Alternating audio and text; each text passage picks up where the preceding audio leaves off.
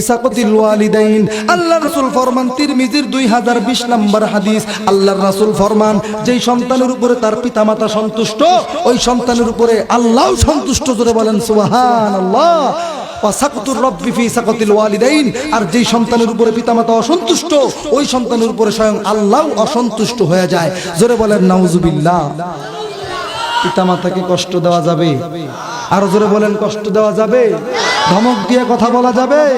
সূরা বানি ইসরাইল 23 নম্বর আয়াত, আল্লাহ এখানে নিষেধ করলেন, ওয়া কাদা রাব্বুকা আল্লা তা'বুদু ইল্লা ইয়্যাহু ওয়া বিল ওয়ালিদাইনি ইহসানা ইম্মা ইয়াবলুগান্না ইনদাকাল কিবারা আহাদুহুমা আও কিলাহুমা ফালা তাকুল লাহুমা উফফি ওয়ালা তানহারহুমা। চিৎকার দিয়ে বলেন আল্লাহু আকবার। আল্লাহ ধমক দিয়ে কথা বলতে নিষেধ করেছেন। ধমক দিয়ে কথা বলা যাবে?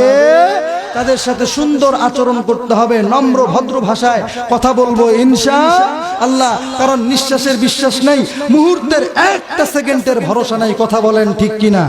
আমার বন্ধুগণ জোরে বলেন ঠিক কিনা? আপনার বাবা মা আজকে জীবিত আছে, তাদের কদর করতেছেন না। পিতামাতা দুনিয়া ছেড়ে যেদিন চলে যাবে, হাজারো আফসোস করেও সেদিন আর কোনো কাজ হবে না, কোনো লাভ হবে না। যেদিন তাদের হায়াত শেষ হয়ে যাবে, দুনিয়া ছেড়ে চলে যাবে, যার পিতামাতা দুনিয়াতে নাই, সেই কেবলমাত্র জানে পিতামাতা কত বড় সম্পদ, কত বড় নিয়ামত। কথা বলেন ঠিক কিনা? যার বাবা মা জীবিত আছে, দাঁত থাকতে দাঁতের মর্যাদা দিচ্ছেন না, একদিন বুঝবেন পিতামাতা হারাইলে মন রে তুই বেভুলা। প্রত্যেকটা ইমানদার তার দিলকে, তার অন্তরকে এই কথাগুলো বলা দরকার। আমি একটু বলছি, যারা পারবেন আমার সঙ্গে বলবেন, আপনারা ঘাবড়াবেন না। অনেক লোক, দুই একজন একটু ওযু ইস্তেঞ্জা পেশাব পায়খানা ধরতেই পারে, লম্বা সময় বসে রয়েছে। কথা বলেন ঠিক না? আমার এত ভালো লাগতেছে, একটা মানুষ নড়াচড়া নাই, পিছন পর্যন্ত কানায় কানায় ভরা। আমার দিল বলে আজকে অবশ্যই আল্লাহ মোনাজাত ফেরত দিবেন ইনশাআল্লাহ। সকলেই বলেন আমিন। মুহতারাম হাজিরিন, যারা পারবেন আমার সাথে বলবেন, মন রে তুই বেভুলা, একদিন হবি বিয়ের দুলা, নাকে কানে দিবে তুলা, জেনেও জানো না। কথা কি বুঝছেন আপনারা? বিয়ের দুলা মানে কি বুঝছেন না আপনারা? নাকে কানে তুলা দিবে। মন রে তুই বেভুলা, একদিন হবি বিয়ের দুলা, নাকে কানে দিবে তুলা, জেনেও জানো না। যুবক, তুমি ঘুরো শার্ট প্যান্ট পরে, দামি দামি জুতা পরে। তুমি ঘুরো শার্ট প্যান্ট পরে, দামি দামি জুতা পরে। ক্ষণস্থায়ী জীবন তোমার ভেবে দেখলা না? মন রে তুই বেভোলা, একদিন হবি বিয়ের দোলা, নাকে কানে দিবে তোলা, জেনেও জানো না। এত সুন্দর বাড়ি ঘরে থাকবা তুমি জীবন ভরে, এত সুন্দর বাড়ি ঘরে থাকবা তুমি জীবন ভরে। হঠাৎ করে কে আসিল, থাকতে দিল না আজরাইল। কথা বলেন ঠিক কিনা?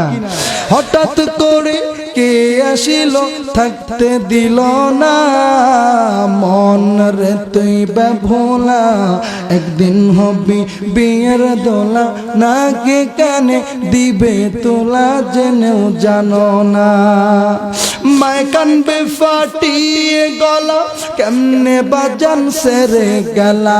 মায় কানবে ফাটিয়ে গলা, কেমনে বাজান সেরে গেলা। যত কাদাই কাদুক রে ভাই, থাকা যাবে? থাকা যাবে না।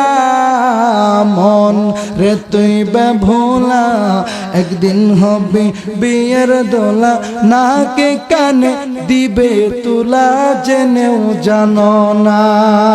ঠিক না বেঠিক? আমার প্রাণের বন্ধুগণ, কবে কখন কোথায় কোন জায়গায় কার মৃত্যু হবে আমরা কি কেউ বলতে পারবো? জোরে বলেন, বলতে পারবো? আপনার মৃত্যুটা কি স্বদেশে হবে না বিদেশে প্রবাস অবস্থায় হবে? আপনার মৃত্যুটা কি বাড়িতে হবে না রাস্তায় অ্যাক্সিডেন্ট করে হবে? আপনার মৃত্যুটা কি বাড়িতে হবে না পানির ভিতরে লঞ্চে আগুন ধরে হবে? কেউ কি বলতে পারবে?